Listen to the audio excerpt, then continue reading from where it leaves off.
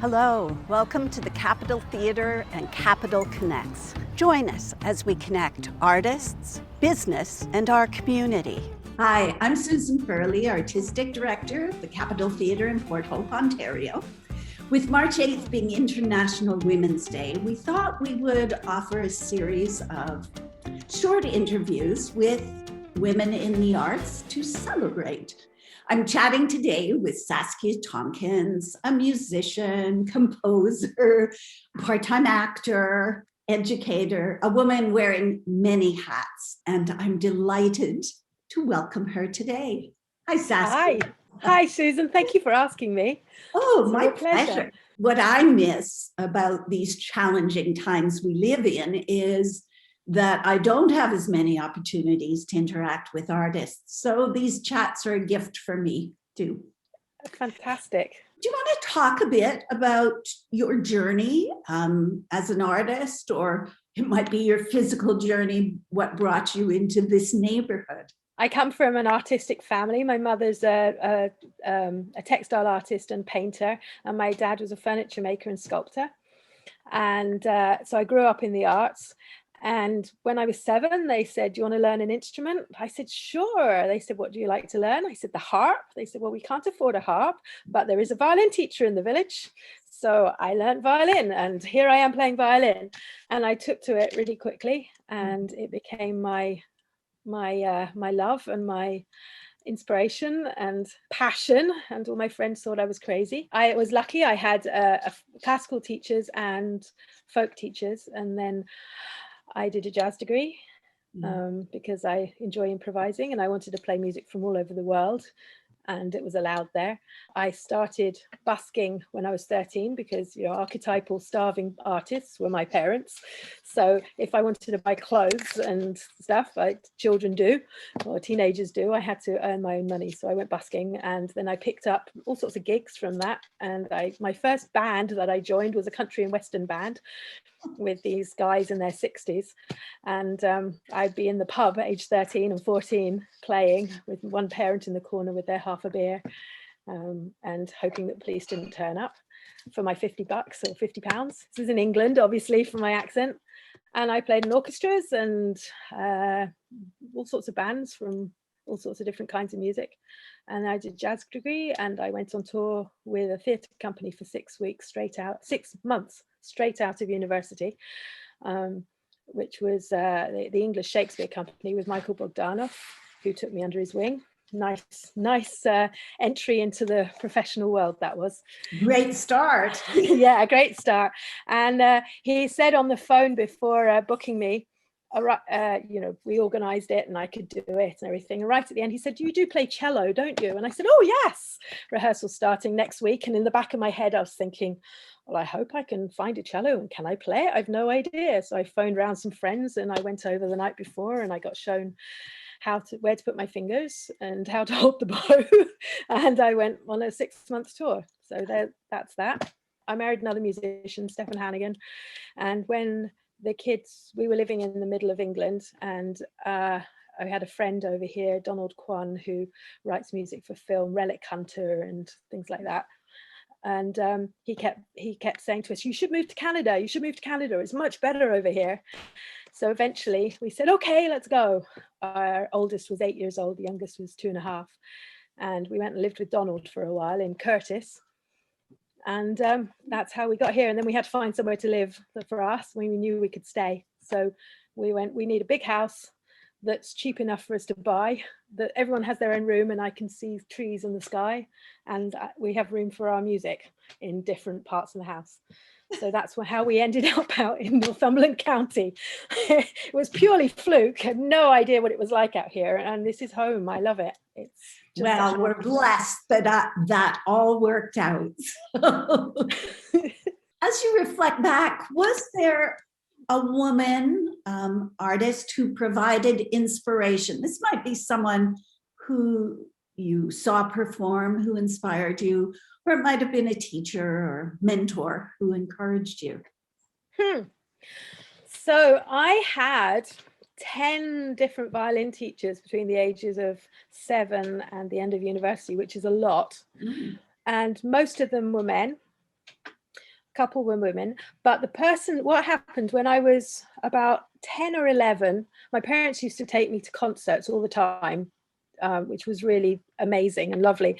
And there was this Russian woman, and I cannot remember her name, but she was a little woman, and she had this great shock of curly hair, and she played from the depth of her soul. And when she played, the whole room sizzled with excitement.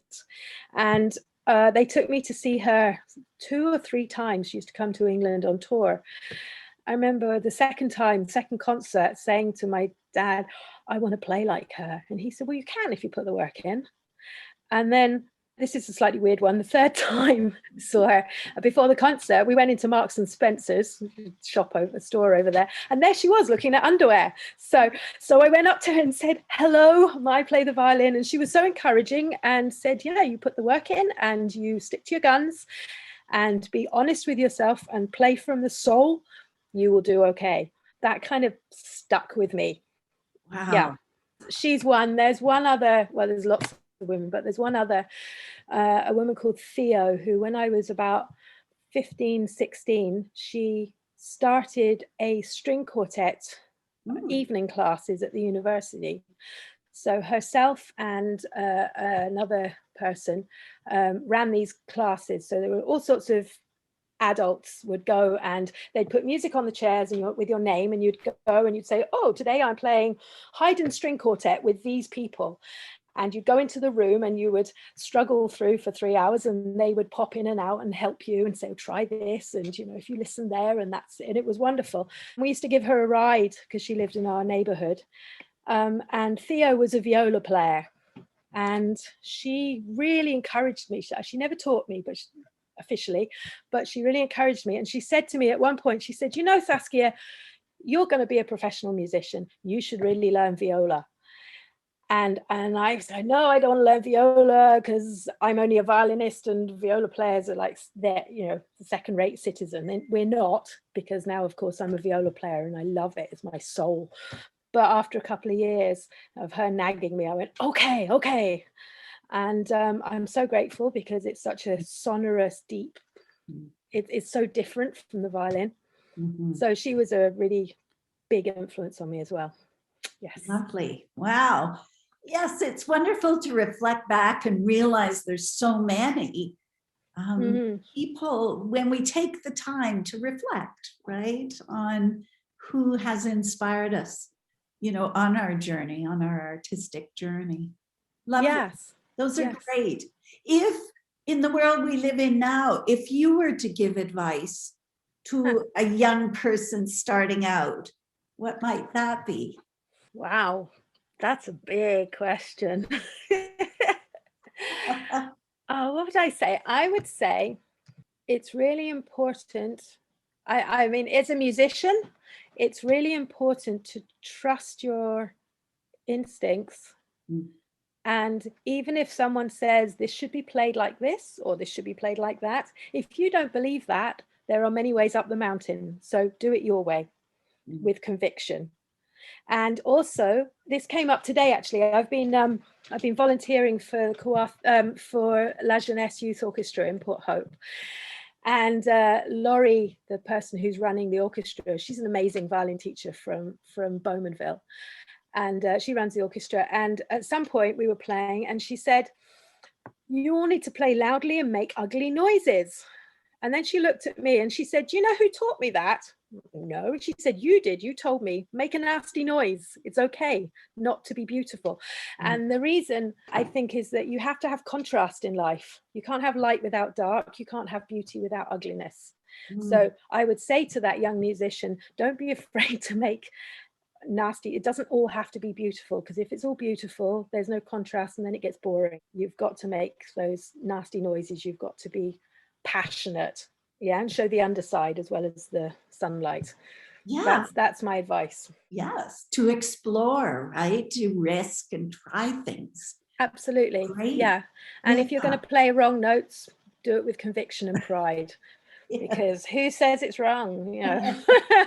Who are they to judge you? A wonderful discovery might come out of. And it frequently does. That's great. Was there a moment when you went, yes, this is what I am meant to be doing? Yeah, when I was 11 and I met this Russian violinist. I also won a newspaper competition, local newspaper, to meet and have tea with Yehudi Menuhin, who's a very famous violinist. Yeah, there was a few of us there, but when I met him, I discovered that he had a music school, and they all kind of coincided, and I went, this is what I want to do for the rest of my life. It was that aha moment, and I remember it. And I had this image of me on I don't know where it came from, on a stage wearing a red dress and playing the violin, and the audience is in darkness, you know, in a theater with the light shining on me. And then that was my image in my head, that one day I am going to be there on that stage with that red dress. I mean, I don't think I've ever had that red dress, but I've certainly been on that stage with the light and the audience. So that was my defining moment for sure. I remember it so clearly. Wow, lovely. What a great image. I don't know if you know him, there's a coach. He was originally a coach for the Olympic diving team, and Juilliard hired him to work with singers and musicians. And one of the exercises is actually that envisioning of yourself on a stage. And I did it. I know. And knowing what you're going to wear. I mean, it's that kind of detail he asks for when he works with the musicians, do you know? So it's interesting. Yeah. And it does carry you through, because at that time I went, okay, and I put together a practice schedule, which for an 11-year-old is quite smart. So I was practicing before I went to school, and then 2 hours when I got home, and my teacher allowed me to miss geography class so I could practice for 45 minutes at school. And I did that for the next 3 or 4 years. And yeah, because of that image, and you hold it, you can see it. This is my goal. Yeah. Wow, great. These times we find ourselves in presented some challenges, but have there been any gifts, any discoveries in this time that are more positive? Yes.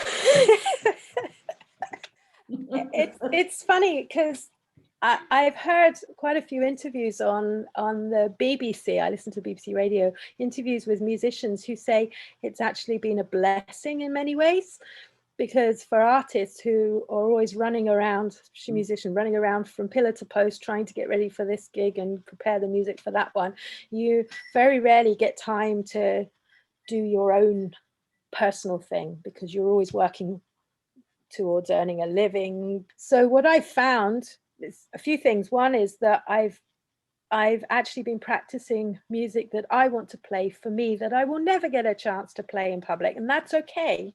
But it's stuff that I can actually dig into and really enjoy and improve. So I've had a whole load of skills on my instruments that I've improved on, and things that I couldn't do, and now I can do because I've put the work in, which I wouldn't have had a chance. And the other things I've discovered, I've revisited my joy of composing, and I've got really stuck in, and I've kind of, it's so exciting. I've discovered how much I enjoy writing my own music for me, with no expectations. It's just my stuff for me, and I'm doing it and I'm writing it, and I'm getting, so I've just finishing a string quartet, which I've never gone anywhere near before, because it's kind of scary and big, but I'm so proud of it. And I've got together with another 2 female artists in the area, singer-songwriter and a visual artist and poet. We've got a Patreon account just for a year to support each other in this progress of our personal projects that we're doing. So that's really exciting. It's called We Three, if anyone wants. And on top of that, I've discovered I'm really good at burning wood, make pyrography. And I can show you. I'm actually sitting at my desk. I discovered, I always wanted to do it, but I never had the chance. And because I come from an artisty family, I've grown up in the arts, but I never progressed with the visual arts. I can't find my box now. Where's my box gone? I had a box with all my stuff in. Okay, well that's very professional of it, isn't it? Okay, so I can't show you, but I've been burning butterflies and moths and leaves, and it's so wonderful because there's no pressure from anyone. I'm not doing it for anyone. I'm doing it for me.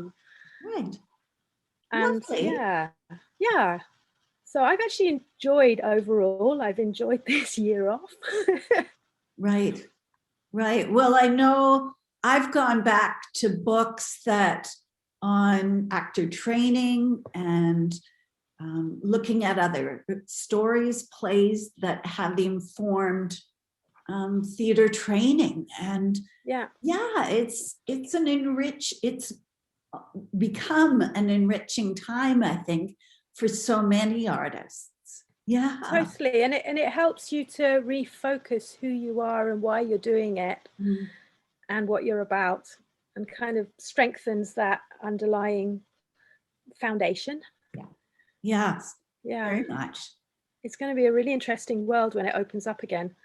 Right. I mean, there will be a real sense of emergence of practices having been transformed, and the work that's going to emerge could potentially be, very different.